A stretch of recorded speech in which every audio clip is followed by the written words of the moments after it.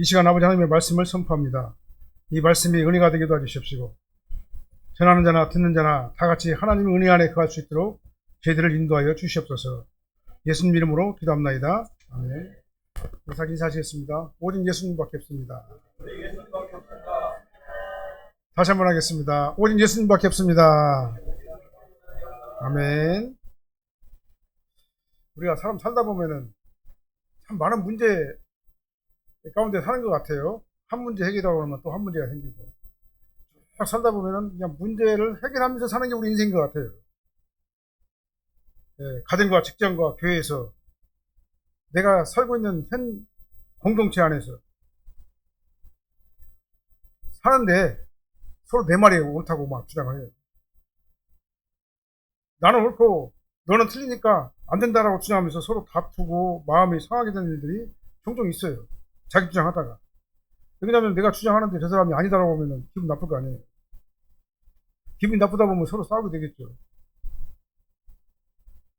내가 틀린 말이 하나라도 있냐고 또 물어보잖아요. 내가 틀린 말 하나도 있어? 다 맞는 말이잖아. 그렇게 얘기할 것 아니에요.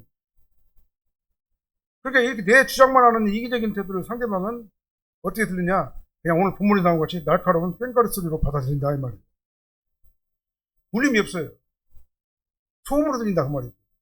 그래서 그 말이 소음으로 들리고 그 다음에 진정성 있는 말로 들리려는 것은 그 안에 사랑이 있느냐 없느냐 거기에 따라서 좌우된다라고 오늘 본문은 말씀하고 있는 거예요. 우리 한번 물러서가지고 생각을 해보면은 아무것도 아니에요. 별것도 아닙니다. 아주 사소한 일입니다. 근데 아무것도 아닌 거 가지고 아주 큰 싸움과 다툼이 일어나는 일들이 종종 있다 이 말이에요. 원인은 뭐냐? 사랑이 그 안에 포함되어 있지 않기 때문에. 내 주장만을 관철하다가 나는 무조건 옳고 너는 무조건 틀려 그냥. 내 주장을 갖다가 안 꺾으려고 너는 무조건 틀리고 나는 무조건 맞다고 그래요. 그러니까 소통의 문이 딱 닫아져 버리는 겁니다.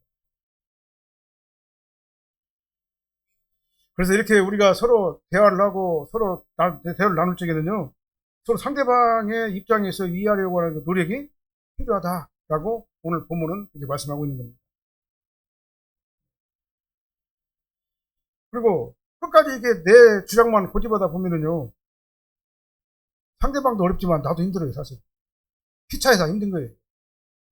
그리고 그러다 보면 하나님과의 관계도 멀어지게 되는 겁니다. 우리가 신앙생활 하는 사람인데 서로 반복하고 갈등하고 막 그러면은 내 마음이 어떻게 되겠어요? 불안하고 힘들게 다니겠습니까? 그럼 하나님과의 관계도 멀어질 수밖에 없는 거죠.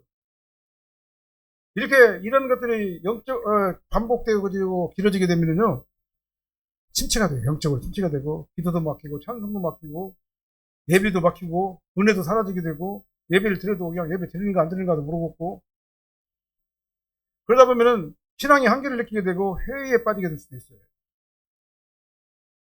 이것은 내 중심에 지나친 이기주의가 나를 지배하고 자기 사랑이 너무나도 자신을 갖다 잡고 있기 때문에 다른 사람들이 들어올 공간이 없기 때문에 그러는 거예요. 우리는 하나님을 믿는 성도들입니다. 성도들이랑 뭐가 달라야 할 것 아닙니까? 성도들이나 성도 아닌 사람이랑 똑같아 버리면은 뭐 구별된 게 없잖아요. 성도라고 하는 것은 그냥 구별된 자가 성도거든요.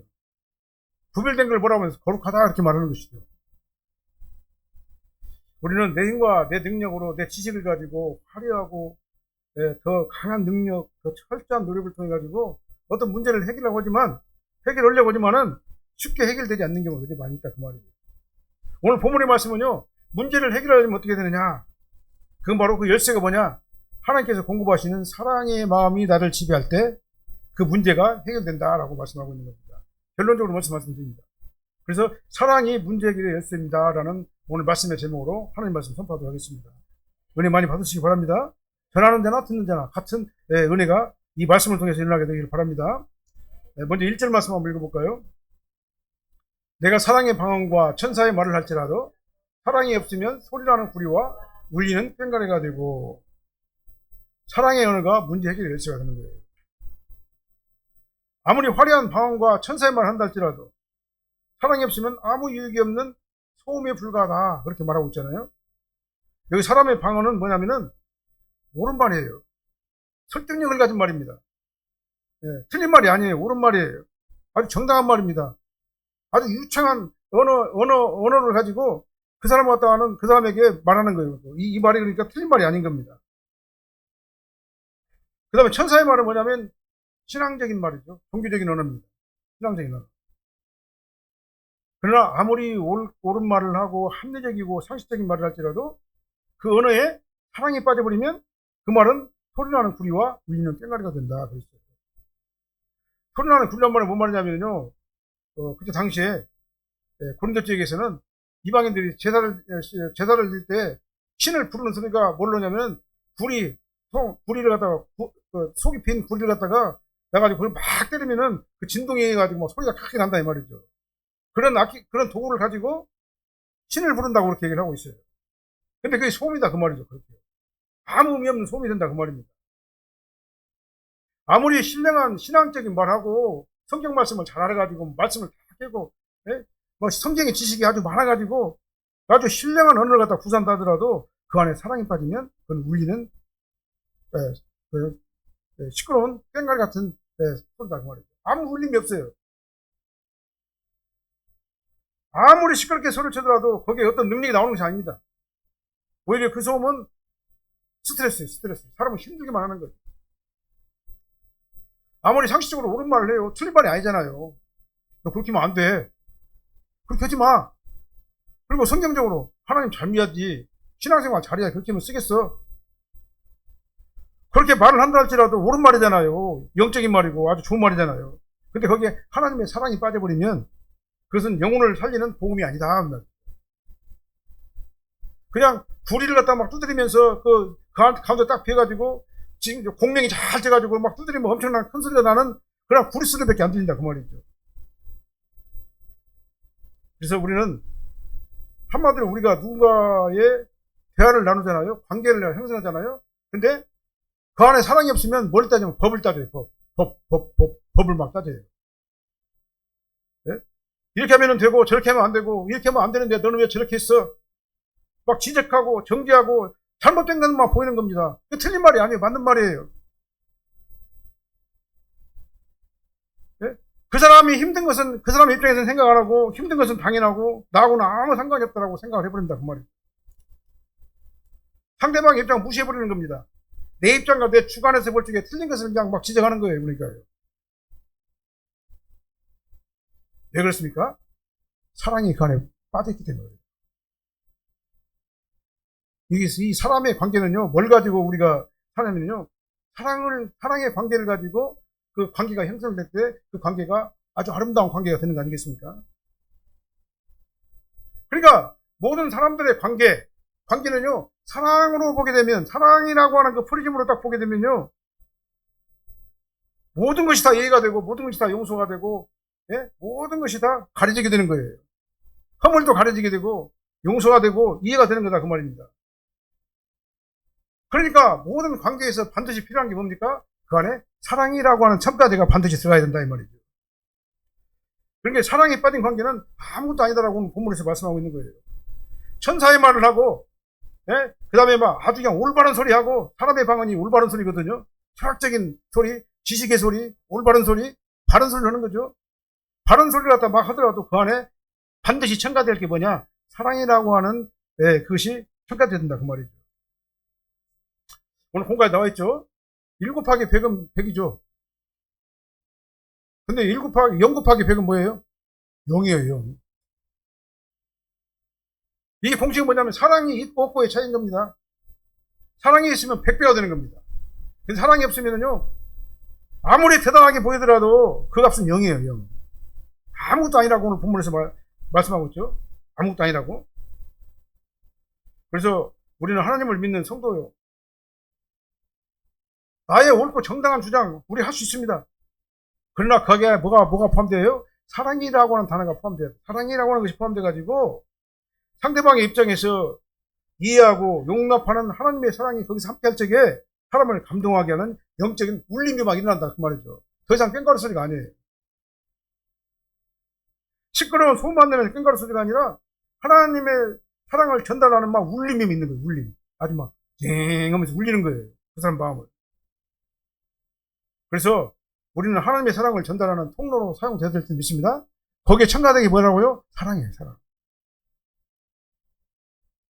사랑이 없기 때문에 상대방을 이해하든 못하는 겁니다. 올바른 관계가 되려면 하나님의 사랑이 나를 통해 가지고 전달되는가? 그렇지 않으면 법이 막 전달되고 옳은 것만 전달되고 틀린 것만 막 전달되고 그러는 것인가? 점검을 한번 해봐야 돼요. 점검을. 그러면 내 입술의 말과 언어가 시끄러운 소음인가? 상처를 주는, 그 다음에 아프게 하는 소리만 요란한 구리소리, 울림이 없는 꽹가루 소리는 아니었는가? 우리가 항상 나라라도 되돌아봐야 된다, 그 말이에요. 예를 들어서요,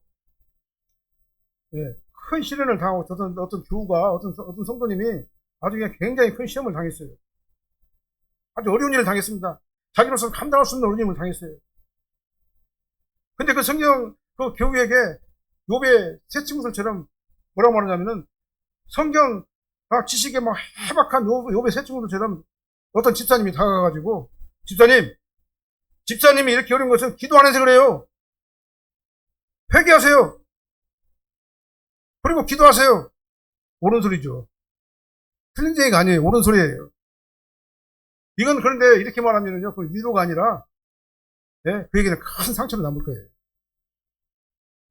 설사 그 사람이 잘못해가지고 그런 어려운 일을 당했다 할지라도, 먼저 위로하고 아픔을 같이 나누면서 위에서 기도해주고, 함께하는 그 사랑이라고 하는 그 첨가제가 빠지면, 유창한 언변이나 옳은 소리나 종교적인 어떤 그런 합리적인 그런 소리를 할지라도, 그것은, 울리는, 소리나는 꽹가리가 될 뿐이다. 그 말이에요. 소리나는 구리가 될 뿐이다. 그 말이에요. 소음이 돼, 소음이요. 울림이 없어요. 소음이에요, 그냥.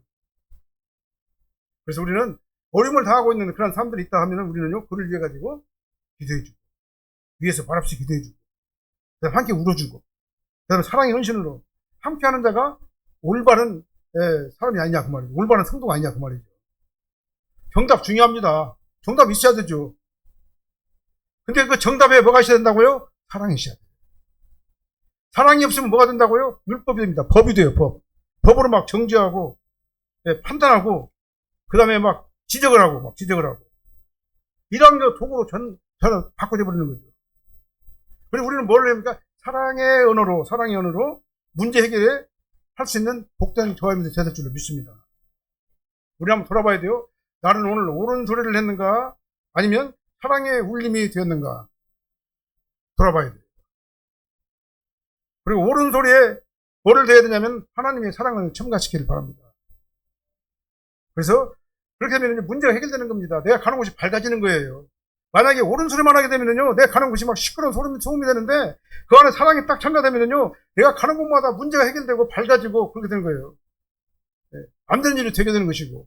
그래서 오늘 본문의 말씀 뭐라고 말씀하시냐면, 내가 사랑의 방언과 아주 옳은 소리와 천사의 말, 아주 신앙적인 말을 한다 할지라도 그 안에 사랑이 첨가되지 않으면 아무 유익이 없다라고 오늘 본문을 말씀하고 있는 겁니다. 그리고 두 번째로는요, 사랑의 능력이 문제 해결했습니다. 2절 말씀 한번 읽어볼게요. 내가 예언하는 능력이 있어 모든 비밀과 모든 지식을 알고 또 산을 옮길 만한 모든 믿음이 있을지라도 사랑이 없으면 내가 아무것도 아니야. 모든 은사는요, 없어요. 모든 은사에는 반드시 뭐가 붙어야 되냐면 사랑이 붙어야 돼요. 사랑이 붙지 않는 예언이나 모든 은사는요, 잘못하면은요, 굉장히 어려울 수가 있어요. 본인도 어렵고 상대방도 어렵고 다 어려울 수가 있어요. 그래서 모든 은사는 예의 없이 사랑과 함께 해야지만이 그것이 능력이 되고 은사가 되고 지식이 되고 믿음이 되는 거다, 그 말이죠. 1절 말씀은 말 잘해야 되고 말을 잘해야 되고, 그 언어에 사랑이 있어야지만이 그것이 사람을 살리는 언어가 되지만, 2절에는 모든 능력과 믿음에 사랑이 첨가돼야지만, 사랑이 있어야지만이 그것이 진정한 능력이고 진정한 믿음이 된다라고 말씀하고 있는 겁니다. 아무리 믿음 좋은 것 같이 해도요, 아무리 막 능력 있고 막 방언도 하고 막 예언도 하고 막 교회에서 막 참 막 거룩하게 막 기도하고 아주 막 신앙생활 잘하는 것 같아도 그 안에 사랑이 빠지면요, 그거는 아무것도 아니다 그 말이에요. 아무것도 아니라고 그랬어요. 아무것도 아니란 말은 유익이 없다 말이야. 아무 유익이 없다 그 말이죠. 아무리 그 사람이 예언하는 능력이 있고 막 찬송도 막 거룩하게 막 부르고, 막 기도도 막 한 2시간, 3시간씩 막 유창하게 하고, 예? 그 다음에 막 성경 지식을 갖다 많이 알고 있고, 그 다음에 막 나 혼자는 막 산을 옮길 만한 믿음이 있는 것처럼 보이더라도, 사랑에 빠지면 아무것도 아니에요. 아무것도 아니에요. 물론 우리는요, 하나님이 아니에요. 우리 인간의 육신이 연약하잖아요. 모든 것을 다 이렇게 할 수는 없죠. 하나님에 관한 모든 비밀과 모든 지식 우리가 어떻게 알아요? 이게 불가능할 수밖에 없는 겁니다. 이 본문에서는 그런데 뭐라고 말합니까? 내가 예언하는 능력이 있어 모든 비밀과 모든 지식을 알고 또 산을 옮길 만한 모든 믿음이 있을지라도예요. 있을지라도. 설사 그렇게 있을지라도 거기에 사랑에 빠지면 그건 아무것도 아니다 그 말이죠. 그럼 그렇게 할 수도 없지만 그렇게 한다 할지라도 거기 사랑에 빠지면 아무것도 아니라고 이제 수학적인 대답을 표현한 겁니다. 예언도 좋습니다. 은사도 좋아요. 막 기도도 열심히 하고 거룩하게 아버지 하나님 앞에 막 찬송도 막 부르고, 예? 그 다음에 그냥 믿음으로 막 모든 일을 하는 거 다 좋아요. 그 다음에 성경 통달해가지고 성경 지식 많이 하는 거 좋습니다. 반드시 필요합니다. 그러나 하나님께서는 그 사람의 능력보다도 그 사람 안에 있는 사랑이 있는가 없는가 그걸 본단 말이에요. 그 사람의 사랑이 있는가 없는가 그걸 본다 그 말이죠. 그러니까 뭘 하는가가 중요한 게 아니에요. 어떤 존재인가, 그 안에 뭐가 있는가, 그 안에 하나님의 사랑이 있는가, 아니면 율법이 있는가, 이걸 갖다 보시고 하나님께서 판단하신다 이 말입니다. 우리가 사랑이 동반된 능력이 그 올바른 능력이에요. 사랑이 동반된 지식이 진짜 지식입니다. 사랑이 동반된 믿음이 진짜 믿음이에요. 그래서 문제 해결의 진정한 열쇠는 뭡니까? 사랑이에요. 그리고 지식만 있고 사랑이 없으면요, 그 사람은 언제나 옳아요. 틀린 게 아니에요. 옳지만 사람을 살리는 것이 아니라 오히려 파괴하는 데는 파괴를 해요. 그 사람을 파괴시켜버려요. 심한 상처를 갖다 준다 그 말이죠. 네? 말로 막 팍팍 쳐버리면 어떻게 되겠어요? 그 사람이 상처를 받는 거예요. 사랑에 빠진 믿음도 마찬가지입니다. 사랑에 빠진 믿음은요, 독선과 고집으로 흘러갈 수가 있어요. 상대방을 구원하는 구원의 도구로 믿음이 우리가 활용돼야 될 것 아니겠습니까? 근데 상대방을 구원하는 구원의 도구가 아니라 사랑이 없으면 신앙생활을 아주 힘들게 만들고 막 영적으로 막 혼란하게 만드는 그런 파괴자가 될 수가 있는 거다 그 말이죠. 설사 그 사람이 산을 옮길 만한 믿음이 있다 할지라도 그 산을 옮기는 이유가 내 능력을 갖다 과시하거나 상대방을 압도하기 위한 것이라면 그 믿음은 올바른 게 아니에요. 생명력 있는 믿음이 아닌 겁니다. 그건 영적인 자기 만족을 채우려고 하는 그런 것이지 자기 영혼을 구원하고 상대방 영혼을 구원시키려고 하는 그런 믿음은 아니다 그 말이에요. 그럼 세상은요, 자기가 쌓아올린 막 능력으로 막 자기 스펙을 막 쌓잖아요. 막 대학원도 가고 막 박사학위도 따고, 예? 막 그 다음에 막 여러 가지 막 하잖아요. 막 준비를 해놓잖아요. 그것 가지고 같이 판단합니다 사람들은요. 그래서 라이센스가 얼마나 많이 있느냐, 그게 스펙이죠. 그러다 얼마나 많이 가지고 있느냐에 그 사람을 판단하는 거 아니겠습니까? 그래야지 좋은 대학 나와가지고 그래서 좋은 직장에 들어가지고 인정을 받는 것 아니겠습니까? 세상에는 그렇게 해요. 그러나 하늘의 계산 방법은 다르다 그 말이에요. 세상적인 방법은 그렇습니다. 스펙을 많이 쌓아가지고 자기 능력이 있어야지만 사람다운 삶을 살 수가 있는 거죠.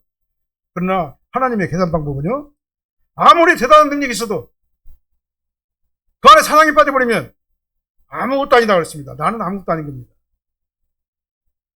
그래서 우리가 세상에서 보기에는 초라하고 정말 아무것도 아닌 것 같고 우리말로 빈차리 같아도 능력도 없고 그렇게 초라해 보여도 그 마음 중심에 하나님 사랑하고 이웃을 사랑하는 그 마음이 있으면 하나님께서는 가장 소중한 사람으로 그를 인정한다 그 말이에요. 그러니까 나라는 사람은요, 내 개인적인 능력보다도 그 능력을 뒷받침하고 있는 그 속에 뭐가 있어야 되냐? 사랑이 있어야 된다 그 말이에요.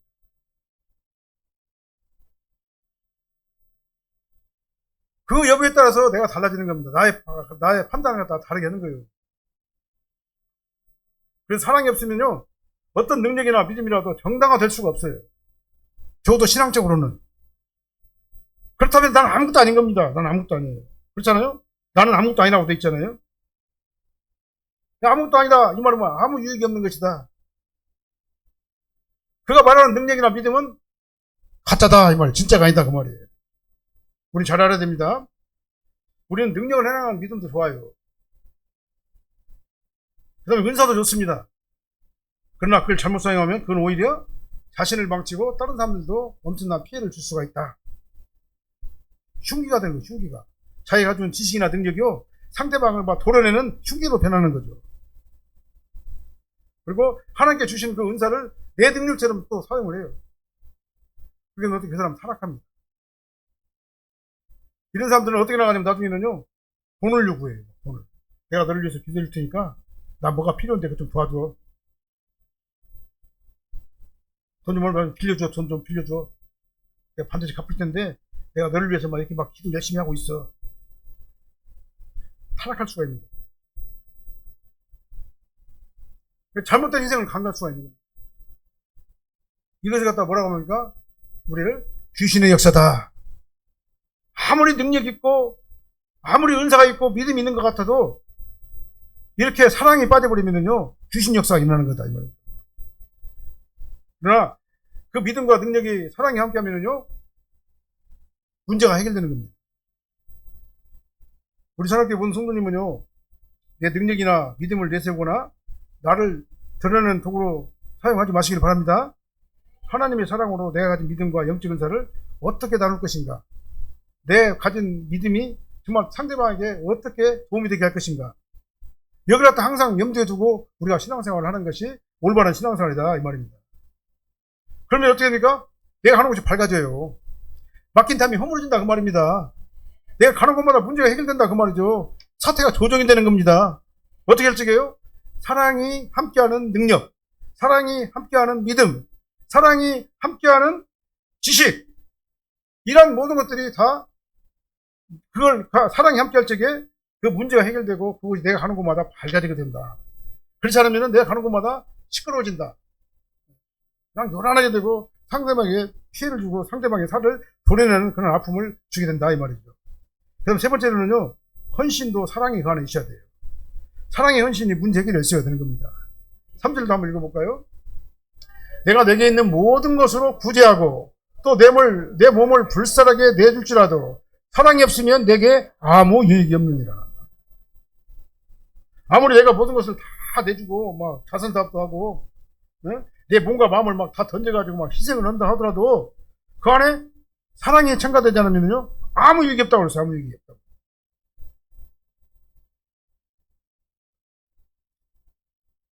그래서 우리가 어떤 좋은 일을, 선한 일을 늘 해야 되죠. 예수 안 믿는 사람들도 선한 일 얼마나 많이 합니까? 자선사업 얼마나 많이 합니까? 예수 안 믿는 사람들도 세상에 나가가지고 얼마든지 선한 일 많이 하는 사람들 많이 있어요. 그러나 우리는 예수 믿는 사람이니까 더더군다나 더 선한 삶을 많이 해야 될 것 아닙니까? 그러니까 그 사랑의 헌신에 뭐가 있어야 되느냐? 우리가 헌신에 뭐가 있어야 되느냐? 예수님의 희생적 사랑이 함께 해야 된다 그 말이에요. 그래야지 유익한 겁니다.